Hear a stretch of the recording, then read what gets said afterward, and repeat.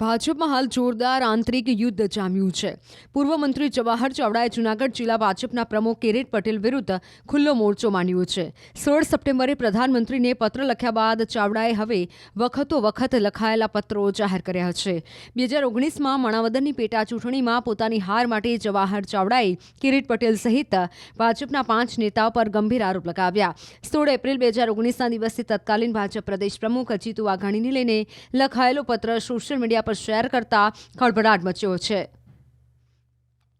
આ પત્રમાં કિરીટ પટેલ ઉપરાંત માણાવદરના જેઠાભાઈ પાનેરા, મંથલીના દિનેશ ખટારિયા, નીતિન ફળદુ તથા નિલેશ ધુલેસિયા પર પક્ષ વિરોધી પ્રવૃત્તિમાં સામેલ હોવાનો આરોપ લગાવાયો છે.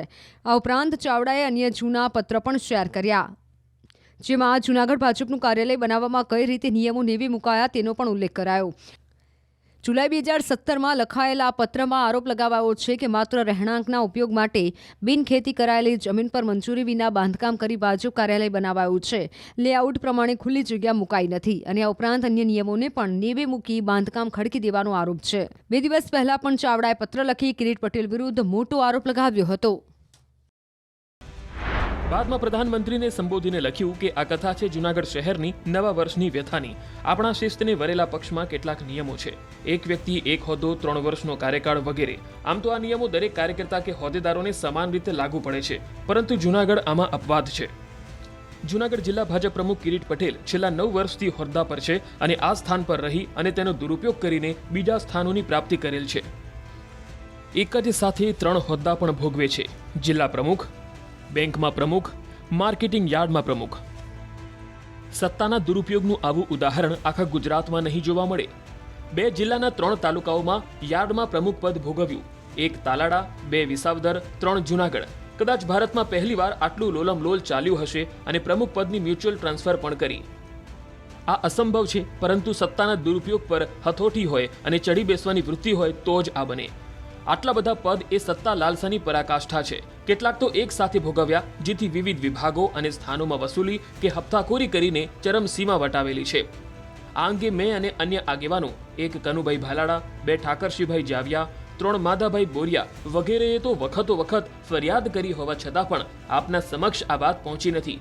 ક્યાંક કોઈ રહેમ નજર હેઠળ દબાઈ જાય છે. આ પત્ર જાહેર એટલે કરવો પડે છે કે આપ સુધી આ વાત પહોંચે, કારણ કે આ માણસની ગુનાહિત બેદરકારી અને ભ્રષ્ટાચારે આપણા પક્ષને પણ નીચું જોવું પડે એવા કૃત્યો કર્યા છે. આમ તો આ લિસ્ટ લાંબુ છે, પરંતુ 2 અક્ષમ્ય કૃત્યો જેનાથી સમગ્ર જૂનાગઢની પ્રજામાં નારાજગી અને રોષ છે એ જણાવું તો 1. જિલ્લા પ્રમુખ હોવાના તોરમાં આ માણસે ભાજપ કાર્યાલયનું બાંધકામ પણ નિયમો નેવી મૂકીને કરેલું છે, જે આપને કદાપી સ્વીકાર્ય નહીં થાય. 2. જૂનાગઢની જનતાને અભૂતપૂર્વ પૂરની આફતમાં સંડોવનાર કારણોમાં એક વોકડા પરના દબાણોમાં જનાબ શિરમોર છે. એમના દ્વારા નિર્મિત કૃષ્ણા આર્કેડ એટલે ખોટી મંજૂરી, ખોટું બાંધકામ અને કાયમી દબાણ. અમારી સમસ્યા અને પીડા એ છે કે જો ભાજપ પ્રમુખ જ આવા કૃત્ય કરે તો પ્રજાની વચ્ચે કયા મોઢે જવું, પ્રજાનો સામનો કેમ કરવો? ન્યૂઝ 18 ગુજરાતીએ આ મામલે જેમના વિરુદ્ધ આરોપ લાગ્યા છે એવા કિરીટ પટેલની પ્રતિક્રિયા જાણવા સંપર્ક કર્યો, પરંતુ તેમણે આ મામલે કંઈ જ બોલવાનો ઇનકાર કર્યો. જો કે આ પત્ર બાદ ગંભીર સવાલ ઉઠી રહ્યા છે.